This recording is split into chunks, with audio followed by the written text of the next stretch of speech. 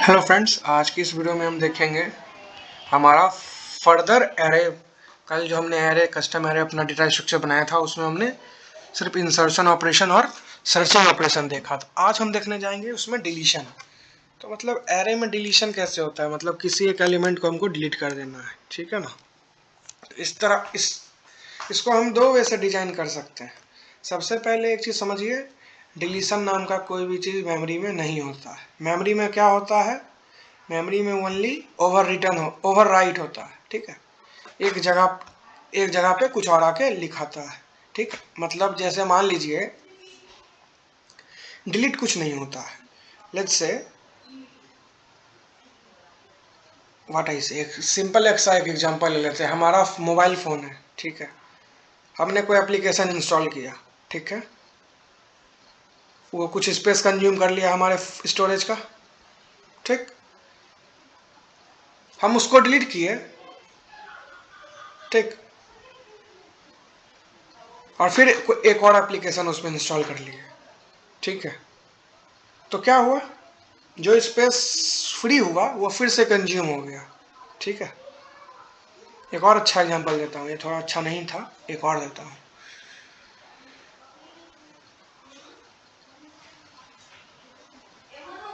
मान लीजिए हमारे एरे में 10 एलिमेंट है, ठीक है। डिफरेंट डिफरेंट एलिमेंट है। हम एक एलिमेंट को डिलीट कर दिए तो जगह बच गया। तो उस जगह पे हमको कुछ वैल्यू असाइन फिर से कराना होगा। डिलीट कुछ नहीं होता है, ओवर राइट होता है। पहले किसी और को मेमोरी मिल रहा था, अब उसका जगह कोई और किसी और को मेमोरी मिल गया, ठीक है। ओवर रिटर्न होता है, मतलब राइट होता है। दो ही तरह का ऑपरेशन कंप्यूटर में होता है, रीड राइट ऑपरेशन। ये बेसिक ऑपरेशन है, रीड और राइट, ठीक है। रोम क्या है हमारा, रीड ओनली मेमोरी। कोई एक वेरिएबल, जैसे हम कोई कैरेक्टर पॉइंटर बनाते हैं, ठीक है। कैरेक्टर पॉइंटर, और उसमें कुछ कैरेक्टर असाइन कर दिया, तो उस पॉइंटर, वो जो हम कैरेक्टर क्रिएट किया ना, उसको कहाँ पे मेमोरी मिलती है, रोम में। तो जो भी रोम का जो भी वेरिएबल, या फिर हमारा कुछ व्हाट आई से जो भी वेरिएबल, हाँ वेरिएबल के टर्म्स में समझते हैं, जो भी वेरिएबल अगर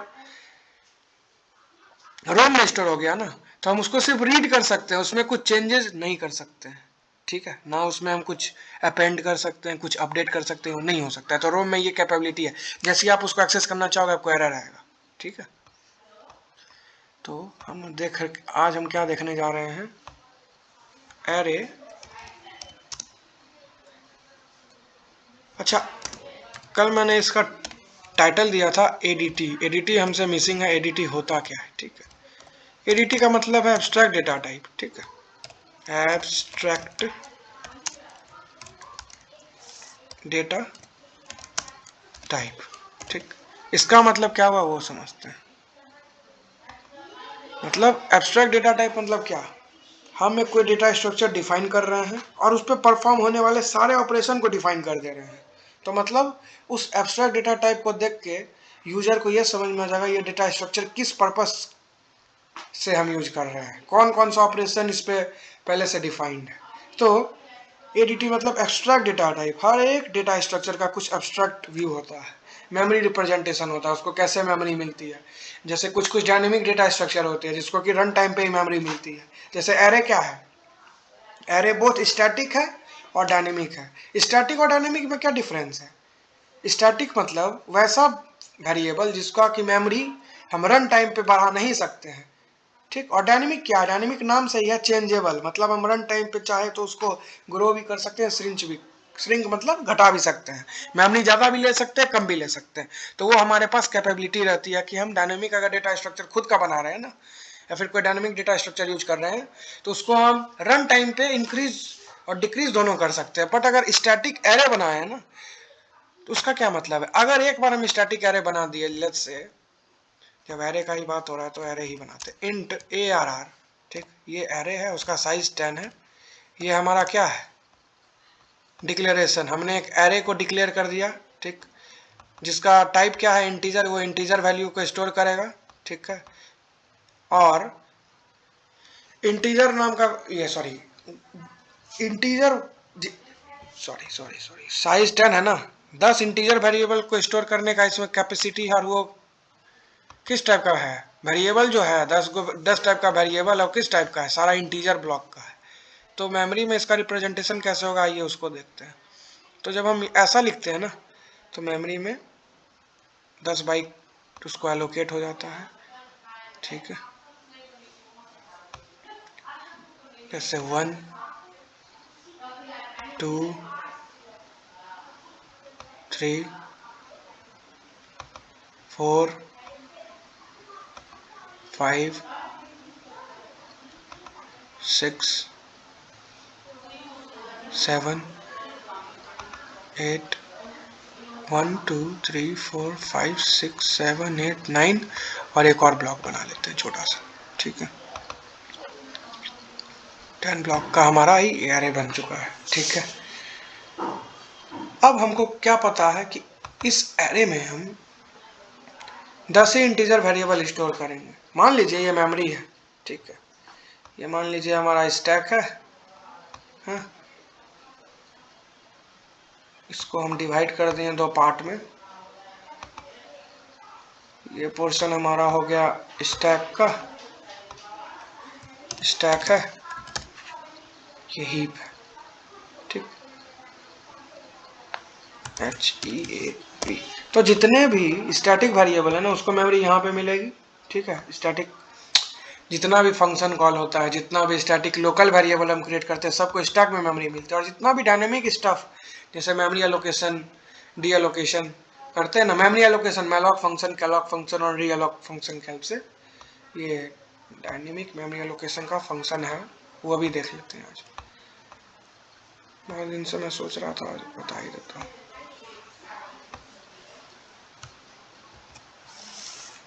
डायनामिक DMA जिसको कहते हैं, डायनेमिक मेमोरी एलोकेशन, ठीक। तो इसमें फंक्शन हम कौन कौन सा यूज करते हैं डायनेमिक मेमोरी एलोकेशन में, वो है पहला मैलॉक, बेसिकली ये स्मॉल होता है, नॉट कैपिटल, मैलॉक, ठीक है। दूसरा है कैलॉक, कैलॉक। तीसरा है री एलॉक, मतलब री एलोकेट, दोबारा से री एलोकेशन हमको चाहिए, ठीक। और ये lastly free function. Free function क्या करता है, जो भी डायनेमिकली मेमोरी एलोकेशन हम करते हैं उसको फ्री कर देता है। हीप से मतलब हीप में जो मेमोरी कंज्यूम हो रहा था वो फ्री हो जाएगा, ठीक है। तो ये एरे बन गया। एरे हम मैलॉक फंक्शन के भी हेल्प से बना सकते हैं, कैलॉक फंक्शन के भी हेल्प से बना सकते हैं, रियलॉक फंक्शन के भी हेल्प से बन सकते हैं।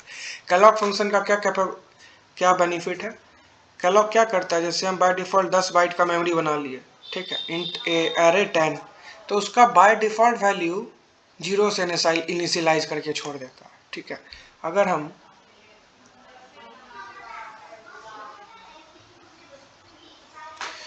एक एरे बनाना चाहते हैं इंट स्टार पी, तो उसका ये सिंटैक्स है, कैसे हम, ये टाइप कास्टिंग हो गया, कैलॉक, कितना चाहिए भाई हमको, 10 बाइट चाहिए, किस टाइप का, साइज ऑफ इंट, इस दो वैल्यू, मतलब इसमें हम 2 पैरामीटर पास करते हैं, ठीक। साइज ऑफ इंटीजर का हमको 10 ब्लॉक तुम दे दो, ठीक है। तो क्या होगा वो समझते हैं, वेट वेट। तो ये जब हुआ ना, तो पी नाम का एक पॉइंटर वेरिएबल बन गया, ठीक। ये पॉइंट करेगा, ये पी नाम का पॉइंटर वेरिएबल किसको पॉइंट करेगा, एक एरे को, ठीक। एरे हैविंग 10 ब्लॉक्स, मान लीजिए इसमें हम 10 ब्लॉक है, 1 2 3 4 4, क्यों नहीं हो रहा है, अरे 3 4 5 6 7 8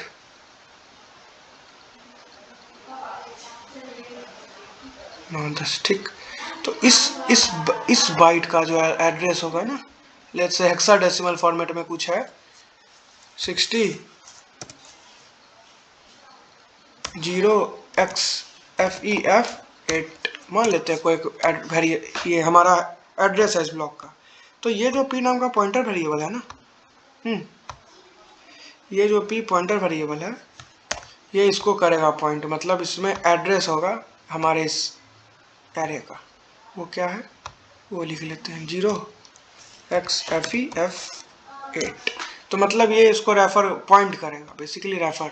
अगर हम p का बात कर रहे हैं मतलब p में क्या है, एड्रेस है इस एरे के पहले ब्लॉक का।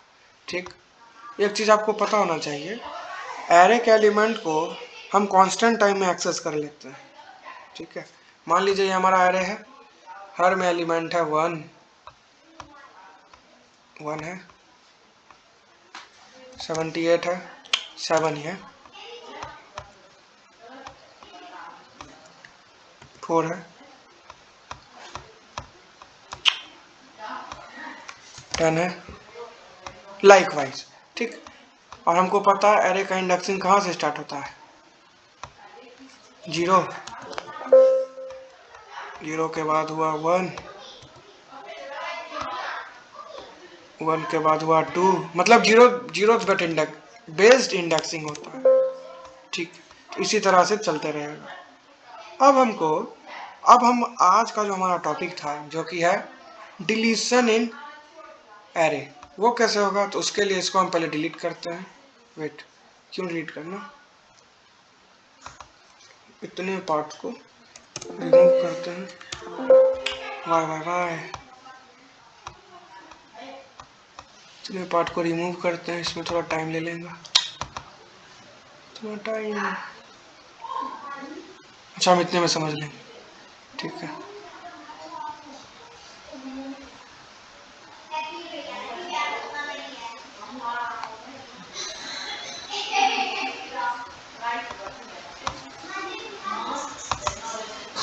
ठीक है। अब हमको देखना है एक हमारा जो ऑपरेशन है जो कि बहुत कॉस्टली है in terms of time complexity, उसको देखते हैं। इंसर्शन भी बेसिकली कॉस्टली है, costly in terms of time ज़्यादा कंज्यूम करता है। अगर हम लिंक लिस्ट में कुछ भी इंसर्शन करना चाहते हैं बिगिनिंग में तो कांस्टेंट टाइम में हमारा इंसर्शन हो जाएगा। बट अगर एरे में हमको अगर 0th इंडेक्स पे इंसर्शन करना है, मतलब फर्स्ट इंडेक्स पे, तब क्या होगा, ऐसा भी हो सकता है कि उस इंडेक्स पे एक भी एलिमेंट नहीं है, ऐसा भी हो सकता है इंडेक्स पे एलिमेंट है। तो अगर इंडेक्स पे एलिमेंट है तो हमको शिफ्ट कराना होगा हर एलिमेंट को एक प्लेस आगे। ठीक, अब देखिए, अब हम अपने मेन मुद्दे पे आते हैं जो कि है इस deletion of element in array,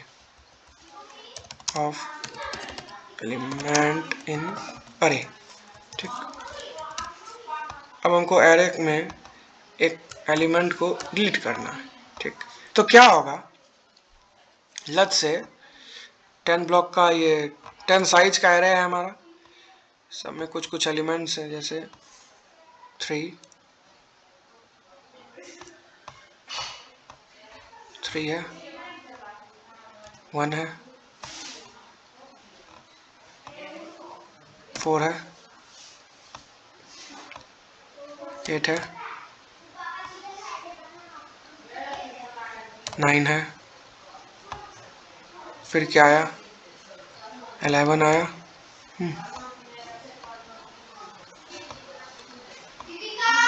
9 आया, 99 आया, ठीक है, 19 आया, और 67, और लास्ट एलिमेंट से -1 है, -1। अब हमको ये एरे गिवन है, एरे हमारा पूरा फिल है। ठीक है, इंसर्शन ऑपरेशन अगर इस पर हम कॉल करेंगे तो क्या इंसर्शन होगा, नहीं। कल जो हमने कोड लिखा था उसमें क्या आ जाएगा, उसको अगर हम यहाँ पे रन करेंगे, array already filled, insertion not possible. ठीक है, अब मान लीजिए हमको डिलीशन करना है किसी एक एलिमेंट का, तो दो केस हो सकता है इम्प्लीमेंट करने का। पहले तो किसी भी चीज़ को डिलीट करने से पहले हमको उस तक पहुँचना होगा। ठीक है, तो पहुँचने के लिए हमारे पास क्या है, किसी भी एलिमेंट तक पहुँचने के लिए हमको पूरे लिस्ट कर लीजिए, एरे कर लीजिए, एक ही बात है, पूरे एरे को एक बेसिकली ट्रैवर्स करना होगा कि क्या एलिमेंट प्रेजेंट है हमारे एरे में। अगर एलिमेंट प्रेजेंट है तब डिलीट कर दो, ठीक है। तो डिलीट करने के बाद क्या होगा उसको समझते हैं।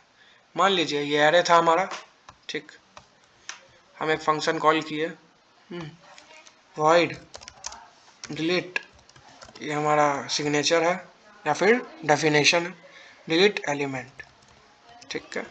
इस फंक्शन में हम क्या पास करते हैं वो देखते हैं, ठीक है। ये हमारा इस फंक्शन का डेफिनेशन है, इसमें हम पास करते हैं डेटा, इसके पैरेंथेसिस में पास करते हैं हम क्या, इंट, अरे यार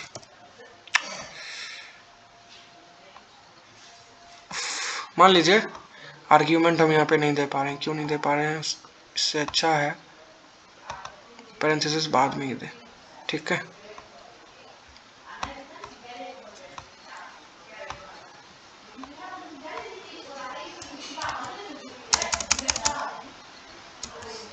ठीक है, ये हमारा आर्ग्यूमेंट है। पहला आर्ग्यूमेंट हम पास कर देते हैं डेटा, और छोड़िए इसको हम यहीं लिखते हैं, डेटा हमारा एरे का बेस एड्रेस, क्योंकि बेस एड्रेस जब तक नहीं रहेगा तो हम कॉल बाय रेफरेंस से ये काम नहीं कर सकते हैं अगर हमको डिलीट करना होगा। अगर कॉल बाय रेफरेंस नहीं यूज करें तो हमको मेन फंक्शन में ही कोड लिखना होगा, जो कि अच्छा प्रैक्टिस नहीं है, ठीक है। और इंट साइज, और हमारा लास्ट इंडेक्स, मतलब किस इंडेक्स तक एलिमेंट इसमें फिल्ड है, ठीक। अब हम क्या करेंगे वो देखिए। तो हम सबसे पहले सर्चिंग करेंगे, सर्चिंग ऑपरेशन हमको परफॉर्म करना होगा। हमको ये नहीं पता हमारे एरे का एलिमेंट क्या है, सॉर्टेड है कि अनसॉर्टेड है। अगर सॉर्टेड रहता तो बाइनरी सर्च लगा लेते, ठीक है।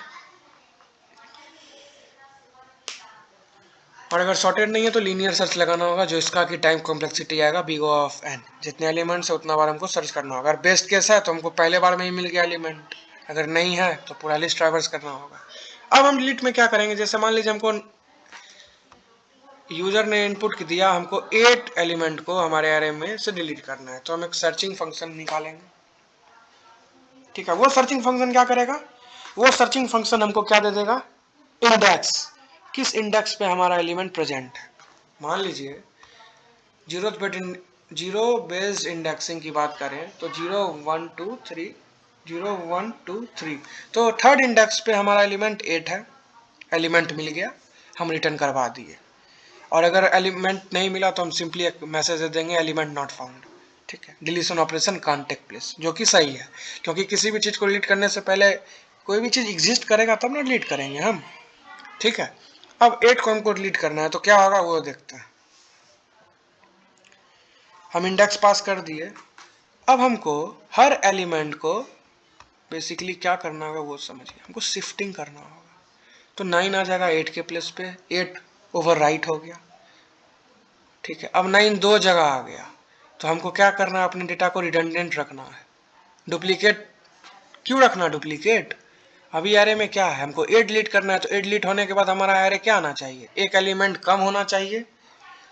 एरे जो पहले फुल था अब उसमें एक स्पेस आ जाना चाहिए, और उसके बाद 8 के जगह पे 9 आ जाए, 11 के जगह पे आ जाएगा 9 के जगह पे 11 आ जाएगा, 11 के जगह पे 99 आ जाएगा, 99 के जगह 19 आ जाएगा, और 19 के जगह 67 आ जाएगा, और 67 के जगह -1 आ जाएगा। और ये जो हमारा लास्ट ब्लॉक है ना, इसमें क्या होगा, -1 होगा, ठीक है, क्योंकि हम इसमें कोई भी चेंजेस नहीं कर रहे हैं। तो बेसिकली हम क्या करेंगे, हम अपने इंडेक्स को घटा देंगे। क्यों घटाएंगे, क्योंकि हमारा एरे का लास्ट इंडेक्स एक डिक्रीज हो जाएगा, क्योंकि हम एक एलिमेंट को डिलीट कर दिए। तो अब हम अब इसमें इंसर्शन फर्दर प्रोसेस करना चाहेंगे तो इंसर्शन हो जाएगा। तो इस चीज़ को करने के लिए हम लूप चलाएंगे। लूप पे कंडीशन क्या लिखेंगे वो देखिए। हमको जिस एलिमेंट को डिलीट करना है उसका इंडेक्स तो पता है, ठीक है, इसका इंडेक्स हमको पता है जो कि 3 है। तो अब हम लूप चलाते हैं, कहाँ से कहाँ तक वो देखते हैं। हमको इस सब एरे से कोई काम है क्या, इस सब एरे जो हमारा सब एरे है 3 1 4 से कुछ मतलब है क्या, नहीं मतलब है, क्योंकि उतना सब एरे से हमको मतलब इसलिए नहीं है क्योंकि एलिमेंट हमारा वहाँ नहीं है। एलिमेंट हम मिल गया, उसके फर्दर उसके आगे उसके राइट साइड हम देखेंगे हमेशा ही, ठीक है। अब हमको लूप चलाना है कहाँ से कहाँ तक। हम ये कंडीशन लिखेंगे, हम कोड लिखने जा रहे हैं, उसको बस देख लीजिए, ठीक है।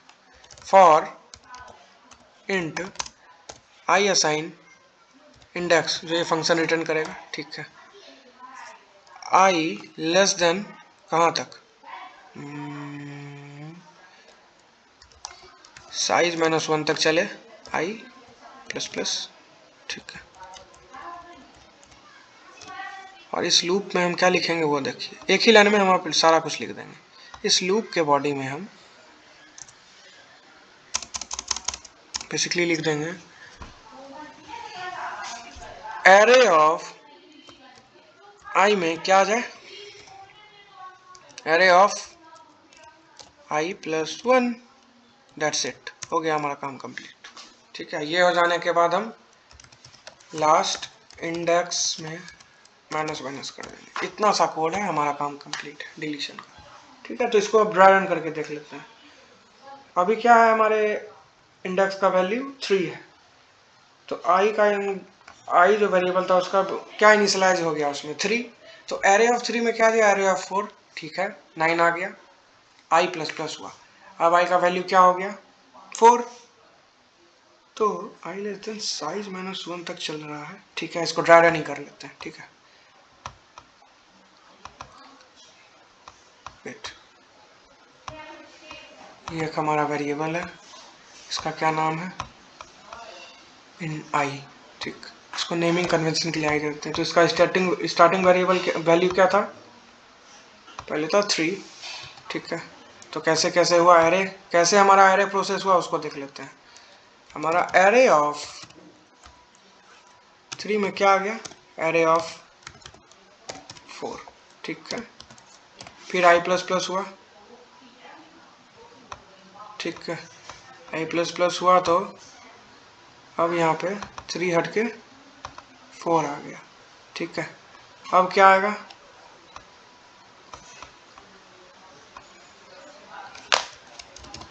एरे ऑफ 4 में क्या आ जाए, एरे ऑफ 5, मतलब एरे के 4th इंडेक्स पे 5th इंडेक्स वाला एलिमेंट बेसिकली आ जाए, कॉपी हो जाए, ठीक। फिर आई प्लस प्लस हुआ, 5 हुआ, 6 हुआ, 7 हुआ, 8 हुआ, 9 हुआ, ठीक है। तो ये 9 तक चलेगा, ठीक। तो ओह 9 तक नहीं ना चलाना है हमको, क्योंकि 9 + 1 10 हो गया, और 10 के में जैसे ही गए कोई गार्बेज वैल्यू आ जाएगा। तो यहाँ पे कंडीशन चेंज होगा, I should be less than, not, शुरू में मैं वही कंडीशन लिखा था, I should be less than size -1। तो ये जो प्रॉब्लम आया ना, ये जब तक आप ड्राई रन नहीं करते तो आपको समझ में नहीं आता। अब क्या है, I should be less than size -1, तो जब 8 हुआ 9 हुआ तो क्या हो गया,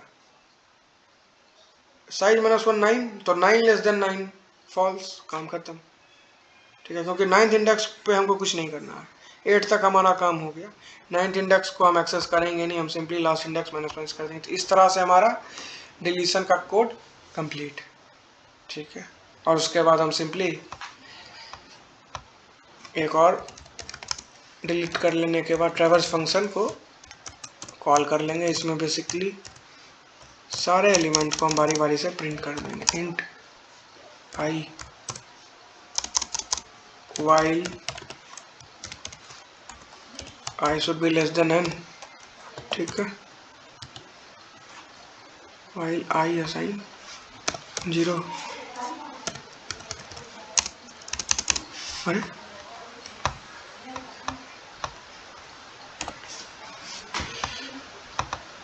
हटाओ भाई इसको,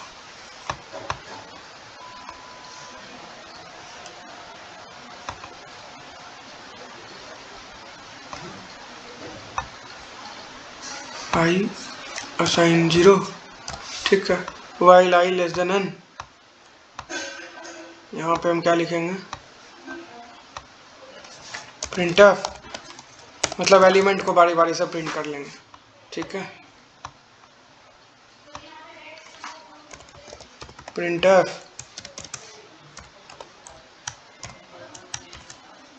%d, अरे के हर एक एलिमेंट को बारी बारी से इंडेक्स के हेल्प से प्रिंट करा देंगे। तो हम क्या देख लेंगे कि हमारा जो 8 था, अब वो इस फंक्शन के कंप्लीट हो जाने के बाद, इस फंक्शन के बॉडी के एग्जीक्यूट हो जाने के बाद, वो एलिमेंट अब हमारे एरे में एग्जिस्ट करता ही नहीं है। तो डिलीशन नहीं हुआ, ओवरराइट हो गया, और ओवरराइट हो गया तो हमको तो अब वो एलिमेंट नहीं दिख रहा है, तो हमको ऐसा लगता है कि मेमोरी में डिलीट हो गया, बट डिलीशन नहीं होता, ओवरराइट हो जाता है। ठीक है, तो आज के इस वीडियो में बस इतना ही। अगले वीडियो में इसका कोड करके इसका वर्किंग हम देखेंगे खुद से। ठीक है, तो अगर आपको ये वीडियो समझ में आए तो इसको लाइक कीजिए, सब्सक्राइब कीजिए चैनल को, ऐसा वीडियो बहुत आएगा। ठीक है, ये तो बस स्टार्टिंग ही है। तो आज की इस वीडियो में बस इतना ही। अगर आपको इस वीडियो को समझने में प्रॉब्लम हुआ तो इस वीडियो को 5 से 6 बार देख ही लीजिए, एक एक वर्ड को समझिए, खुद उसको एक्सप्लोर कीजिए गूगल पे, तो आपको एक एक चीज़ समझ में आएगा कि एरे में डिलीशन, सर्चिंग, सॉर्टिंग, आगे सॉर्टिंग, इस चैनल पे सॉर्टिंग का भी वीडियोज़ है। हम अपना खुद का कस्टम डेटा स्ट्रक्चर बना के उसमें सॉर्टिंग भी अप्लाई कर सकते हैं डेटा को सॉर्ट करने के लिए। तो बहुत सारे बाइफरकेशन हो सकते हैं किसी भी चीज़ को कस्टम डेटा स्ट्रक्चर को यूज करने के। अगर आपको कस्टम डेटा स्ट्रक्चर खुद का इम्प्लीमेंट नहीं करना है तो हमारे पास C++ में STL पहले से गिवन है, जिसमें ये सारे कोड पहले से किए हुए हैं। ठीक है, हमको बस कॉल करके आर्ग्यूमेंट पास करना है। ठीक है, बट लॉजिक बिल्डिंग के लिए अगर आप कोई चीज़ खुद से इम्प्लीमेंट करते हो ना तो ज़्यादा सीखते हो। तो इसीलिए हर एक डेटा स्ट्रक्चर को अगर खुद से डिजाइन कर लिए तो क्या टाइम जाएगा, बट बहुत कुछ सीखने को हमें मिलेगा।